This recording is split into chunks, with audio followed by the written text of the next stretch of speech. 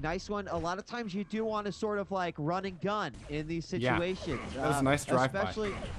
Especially when you are outnumbered, but it won't matter right there as we have one player left, and it is Faklu and Faku. I'm not sure if it's Faku or Faklu, but he will go down.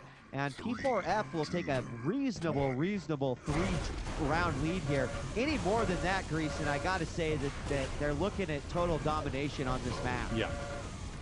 Right here, Revox, full health, but he's unleashed his lightning gun. He's practically out of LG cells. He's switching up to the rail, going close range. He didn't even suffer a single point of damage. So he's also seems to be their premier teabagger. And that's something pretty rare to see, to survive an entire round in the middle, in the thick of it all, and not suffer a single point of damage. Well, you know what? It's sort of an age-old saying in TDM, if you're not seen, then no one will attack you. And, that middle area is actually a great place to sort of like ninja around the inside and avoid like people seeing you. We do that in TDM all the time, especially on this map where quad spawns there. And, some guys could be up on the middle and not even know that you're down below if you're not making the noise. But anyway, we're in another round. That was round number 6. And it will go, round number 7. And that quickly went to P4F. So, I mean, Grease, I don't know if you agree, but it's got to be a lot of positioning here. I'm not totally convinced. I'm not totally sold on gHs's choice of position in this map. It looks like they start off at the RL. We've seen them do that twice. It's like they're not willing to commit to bridge.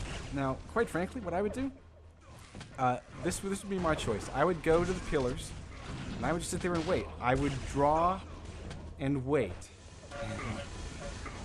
Honestly, just wait for P4F to make the move. And when you play defense, it's a huge advantage in Clan Arena. Especially when it comes down to the pillars, when you don't have that open ground, you've got a lot of choke points. So, that round did go to gHs. And it did go to gHs. And the thing that they did differently there, Grease, versus these other rounds, is that they had more of a team presence as they're doing right now. Here we see 2 versus 1. And numbers are so important in CA. Anytime you got 4 shafts on one dude, sorry, but that one guy's not winning. And that's exactly what gHs did for a second round in a row. So maybe it was just a matter of them finding their groove. Maybe they didn't warm up ahead of time. But certainly they're playing a much more team-oriented game together now. Yeah, and actually that 2-on-1 that you saw was really a 3-on-1 because Faku was over at the rail archway and destroying the final opponent with rails. But in this round, we have no frags just yet. 6-3. Faku unleashing his LG, getting a lot of damage, but down to 67 health himself. Walks into 2-on-1. He will go down here. But quickly, Drake will even the score. 3-3 man-up situation. Drake gonna just destroy Demo. Should have this pretty easily. Although he's been double-teamed. Oh, make that triple-teamed. Oh. He didn't watch his 6. Yeah, I think P4F should have had that one. Maybe were just too comfortable in the position that they were at, and now it's just down to Revox right now. And a great job by Cercito, who's going to make the rocket jump up to the rail bridge and pretty much end that round. And that's going to be the 3rd unanswered round by gHs. Again, positioning, sort of playing a key here. And Grease, I don't know if you realize, but they've been doing something that you mentioned, which is falling back to the columns. And they're not going all the way back to the columns, but they're staying on the tube, and they're spamming both rockets and grenades onto the rail bridge. So where P4F is kind of choosing to start things off, it's giving them an advantage into the round. That being said, it's not working out for them this time. It looks like they jumbled up a little bit too much at RL, and Cercito is the only guy to really hold back, and he's going to get destroyed 3-on-1 here. Down he'll go. But I think, yeah, I mean, it did seem like when they were able to turn the situation into playing it defensively and forcing P4F to come out and find them, that really worked out for them. So let's see if they can catch on and make that happen in a couple more rounds. 7-4 is the current round score. Revox up at rail, joined by a teammate, and he's looking for a shot on Oh, wow. Look at this nice pair of targets for him. And I don't think Drake's going to get away here. Revox still really strong. 161 health, 17 armor. Drake will go down triple team. You got 2-man up situation. gHs. Circito getting a frag, bringing it 3 and 2. And Circito's down to 4 points of health down at the columns. He's going to get that dreaded shotgun from up above. And then a rail by Shaft, who picks up the final 2 to make it 8-4. And, you know, I mean, in all fairness, they did have a good little change in strat, win a little bit defensive. But if it works 3 times, doesn't mean it's automatically going to work the 4th time. Right. And that's one of the great things about these dynamic team-based games, is that a lot of the skill involved is also about how well you adapt to what your opponents are doing. That goes for TDM, that goes for CTF, and that certainly goes for Clan Arena. And I think what p4f has done is they've chosen to kind of turtle it up a little bit. They always were getting the position, now they're holding on to it and not forcing. Sure, they might have the better aim, better position, etc., but by forcing your opponents to you, you know, you get to work off their mistakes. So that was proven there with that round, and that makes it 9-4. This is game point for p4f.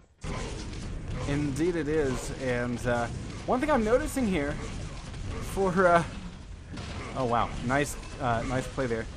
Fact you getting it done. But one thing I'm noticing about gHs is that they seem to be, yeah, there's a lack of communication here, I think. They've gotten it together for this round. The final guy up is going to be Revox. He's sitting there full health, full armor, though. I don't see him getting the quadruple kill. Yeah, I don't see either. In fact, the only thing he's going to get is a mid-air rail, so...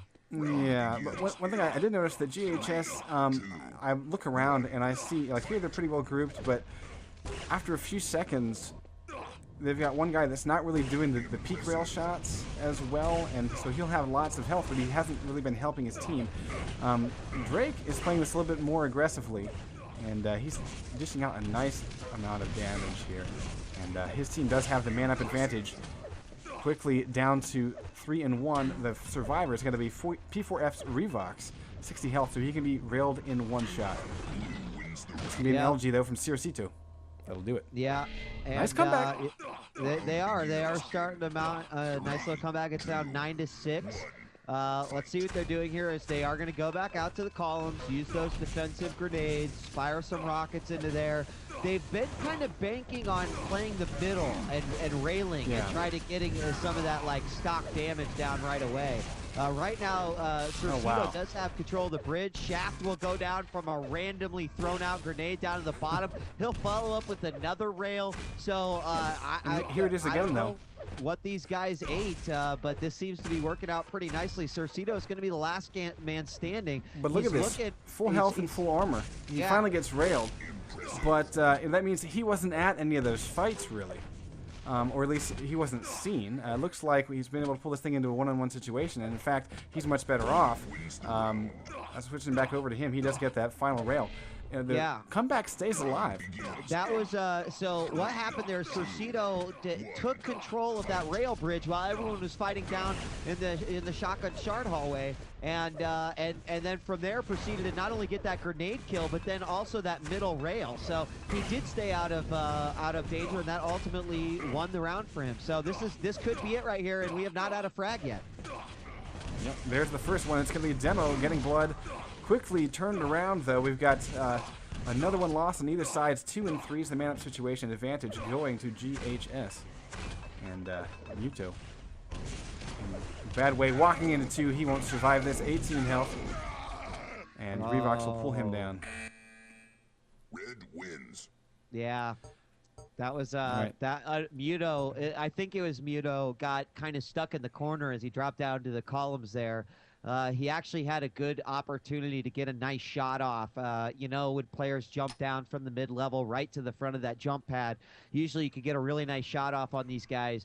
In that situation, he just kind of got stuck into the wall. I'm not sure if it was a rocket or grenade that maybe put him there, but that was that would have sucked, because at that moment he had to have known we just lost because of it. But Hidden Fortress looks like it's going to be the next map, and that was a pretty convincing one there.